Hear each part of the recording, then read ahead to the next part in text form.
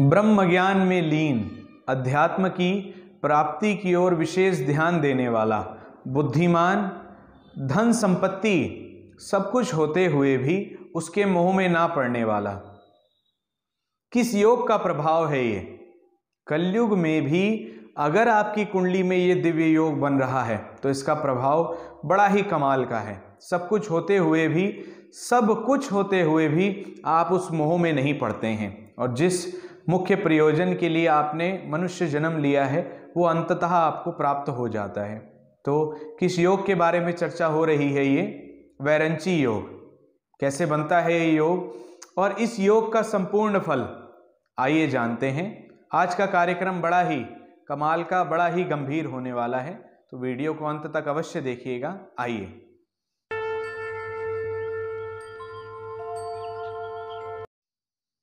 नमस्कार, जय माता की। आप सबका स्वागत है हमारे इस चैनल पे, जिसमें आज हम विशेष रूप से अपने राजयोगों की श्रृंखला में जिस मुख्य राजयोग के विषय में चर्चा करेंगे वह है वैरंची योग। वैरंची का अर्थ होता है ब्रह्मा, तो ये योग ब्रह्मा जी से जुड़ा हुआ है। तो आइए पहले ये जान लेते हैं कि ये बनता कैसे है, फिर इसका जो प्रभाव है उस विषय में मैं आपको बताऊंगा और इसका प्रभाव जानकर आप भी एक बार को चकित हो जाएंगे कि क्या ये संभव भी है। तो आइए जानते हैं। शास्त्र कहता है कि किसी भी लगन में लग्नेश, शनि और बृहस्पति, ये तीनों, बड़ा ध्यान से सुनिएगा, लग्नेश, शनि और बृहस्पति ये तीनों केंद्र में और त्रिकोण में स्थित हों और कैसी अवस्था में हो?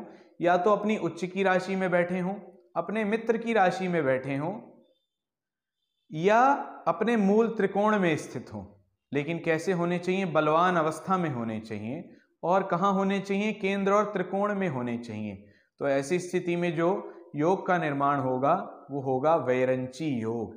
अब समझिए कि जहां पर शनि में इतना बल है, जिस कुंडली में बृहस्पति में इतना बल है, तो वो व्यक्ति सब संपत्ति, सारी संपत्तियों का मालिक होने के बावजूद भी उसके मोह में नहीं पड़ सकता, क्योंकि बृहस्पति का मतलब हो गया गुरु को इन चीजों से कोई मतलब नहीं होता है। शनि वैसे ही बहुत डिटैच हैं, वो डिटैचमेंट के ही कारक होते हैं, वृद्धता के प्रतीक माने जाते हैं, गंभीरता के प्रतीक माने जाते हैं शनि।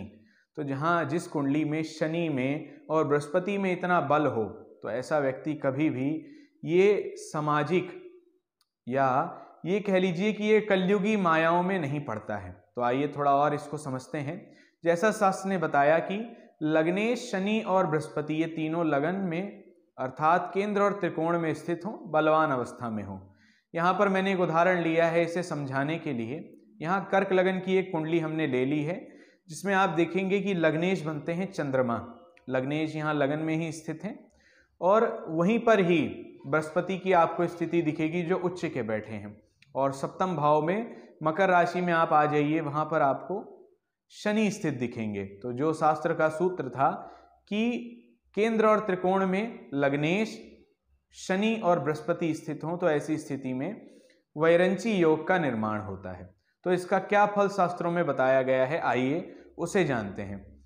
शास्त्र कहता है कि जिस भी कुंडली में वैरंची योग का निर्माण होता है, ऐसा व्यक्ति विशेष बुद्धिमान होता है, अध्यात्म में विशेष रुचि रखने वाला होता है, आध्यात्मिक ज्ञान ऐसे व्यक्ति में बहुत होता है, बड़ा कमाल का वक्ता होगा और शिष्यों की मंडली ऐसे व्यक्ति के साथ रहने वाली होती है। अब इसका क्या अर्थ है?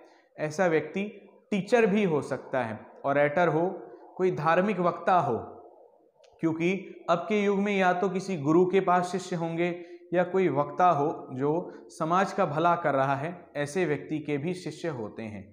तो ये योग बनने से एक बात और, इस योग के प्रभाव से ये ना समझें कि व्यक्ति के पास धन नहीं होगा। शनि बलवान हो तो वो भी धन देते हैं, और बृहस्पति को तो वैसे भी धन का ही कारक माना गया है।